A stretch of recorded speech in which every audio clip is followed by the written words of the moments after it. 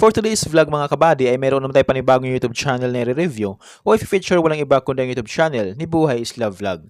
Itong Buhay Isla Vlog ay meron siya mahigit 438,000 subscribers. Dito sa video ito mga kabady ay ating alamin kung magkano na nga ba ang kanyang estimated YouTube sahod. Disclaimer, lahat na makikita yung amount dito o ibababanggit ko amount dito ay pawang estimated po lamang gamit ang Social Blade. Ang Social Blade ay isang public website na kahit sino ay pwedeng tumingin dito at maaari nyo rin makita ang lahat ng mga estimated YouTube sahod ng mga vloggers or content creator. Layunin lamang ng video na ito na makapagbigay ng inspirasyon sa mga tao makapanood nito, lalong lalo sa mga small YouTuber. Sa mga hindi pa nakapag-subscribe sa aking munting channel, pindutin nyo ang subscribe button at notification bell para lagi kang updated sa mga bago kong video uploads. Ano pang hinintay mga kabady, samahan nyo kung i-review natin ang status ng YouTube channel ni Buhay Isla Vlog.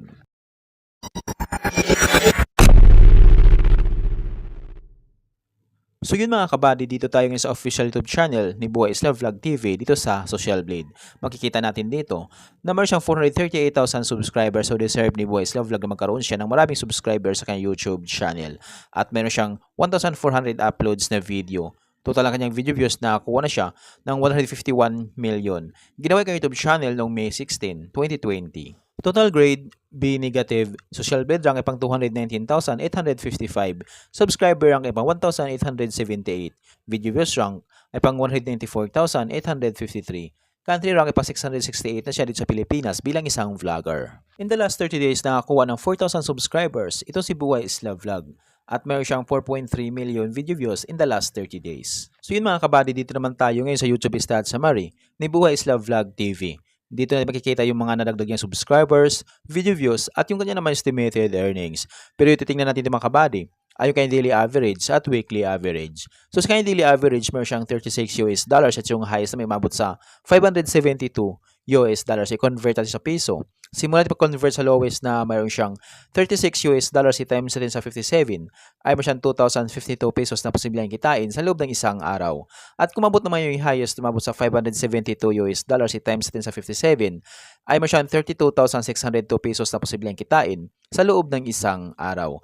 So mga kabady, dito naman tayo ngayon sa kanyang weekly average. So sa kanyang weekly average na kuha siya ng 259 US dollars at yung highest na may mabot sa 4,100 US dollars i-convert natin sa piso. Simula natin pag-convert sa lowest na mayroon siyang 259 US dollars i-times natin sa 57 ay mayroon siyang 14,763 pesos na posibleng kitain sa loob ng isang linggo. At kung mabot naman yung highest na mabot sa 4,100 US dollars i-times natin sa 57 ay mayroon siyang 233,700 pesos na posibleng kitain sa loob ng isang linggo.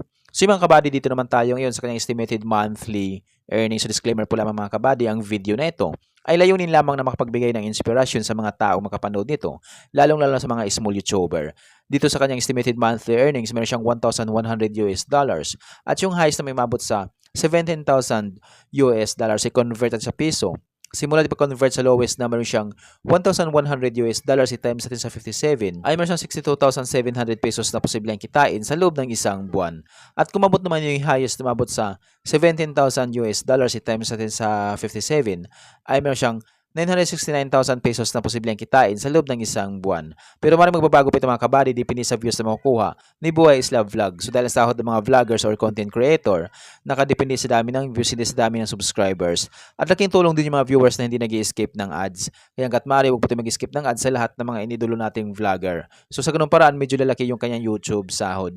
So mga kabady, hanggang dito lang yung video natin. So kung mayroon kayong iniidolong vlogger na gusto nyong malaman yung kanilang estimated YouTube sahod, paki-comment lamang sa comment section at gagawan natin ng itong klaseng ori ng video. At kung nagustuhan nyo ang video ito mga kabady, huwag niyo po sanang kalimutan mag-like, share at mag-subscribe sa munting channel na ito. Once again, this is Kabady Vlog. Face out.